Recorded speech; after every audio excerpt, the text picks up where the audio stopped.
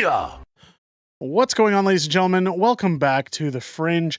If you remember, about a few months ago, there was a steelworker that approached Justin Trudeau outside of a steel factory in Ontario, and he gave Justin Trudeau some choice words. In fact, he very well handled himself in an appropriate manner, as most people who would come face to face with Justin Trudeau would have a hard time trying to compose themselves without either striking him or essentially telling them how they really feel when it comes to the job that he's done destroying our country. Now, when it comes to this meeting, a lot of people have said that it was staged, that this man is a plant, that that it was all rigged to make Justin Trudeau look bad. The internet went viral with this clip and went crazy. Well, I'm happy to report that due to a viewer of the channel who also has a YouTube channel, I'll be pointing out their content in a moment, has come forward. They found a radio show in which this person appeared on recently. And, well, they've verified who they are, as well as the fact that they're not a plant, and a little bit about their opinions outside of this video. Now, I want to take a minute to just show you guys the clip again if you forgot, or if you missed what happened when Justin Trudeau was at the steel plant. Let's take a look. I know people hate the sound of Justin Trudeau, but this one's worth it because this guy really lets him have it in an appropriate manner, which, again, kudos for keeping your composure, because I know I wouldn't be able to. Let's take a look. Hey, I'm fine.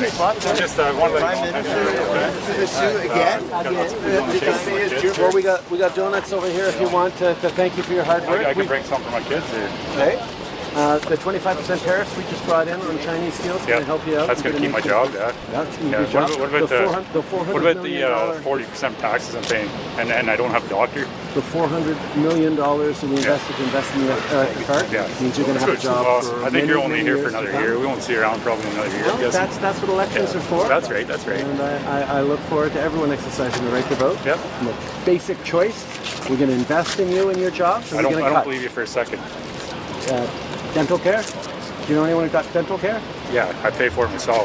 Okay. We're like 3 years behind. You have a job and coverage? Yeah, but we four got people seniors. in my family. We've got Every time we go for a dental visit, it's costing me about $50 in my pocket per person. Okay. Why? I have a good job.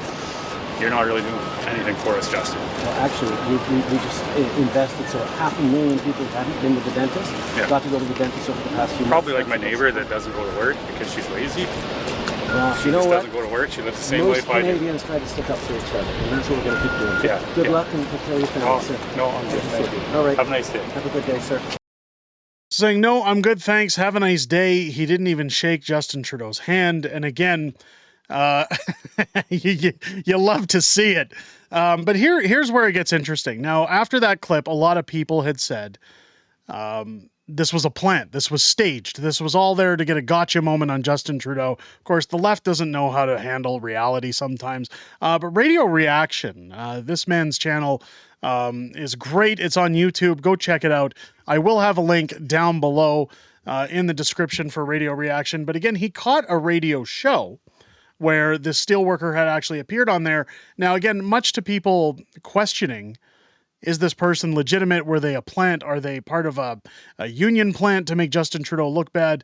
I'm going to let you hear the clips of his interview.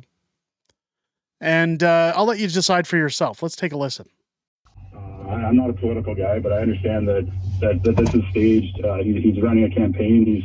He's trying to, promote himself as this wonderful guy that's doing all these good things for steel workers and workers around Canada, and it's just not true. It's absolutely not true, and I couldn't stand for that.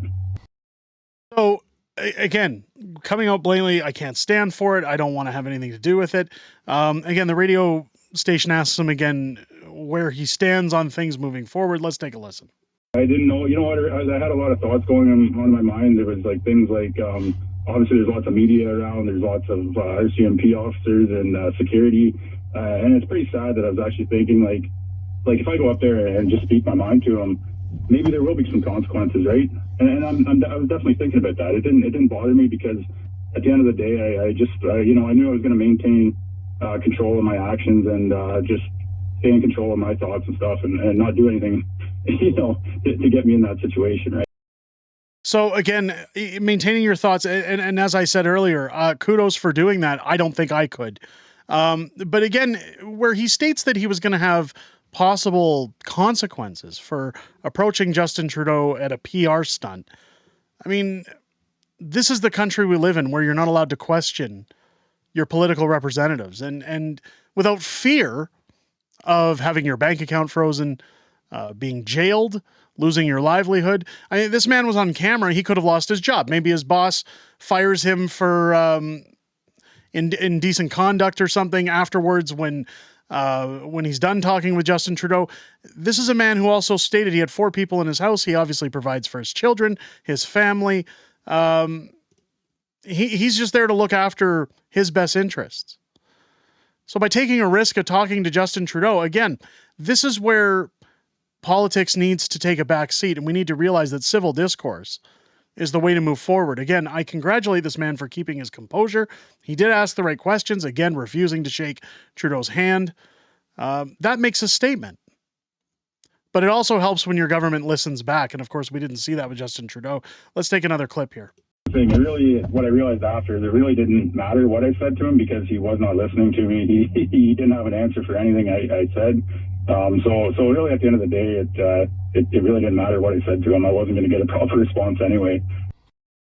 And that again lays into the issue is that our prime minister, when you look at the Freedom Convoy, when you look at truckers asking just to speak to the prime minister, just to get their words across, anytime people have been in the streets with Justin Trudeau, unless they're asking for a selfie, unless it's to make him look better, he doesn't care.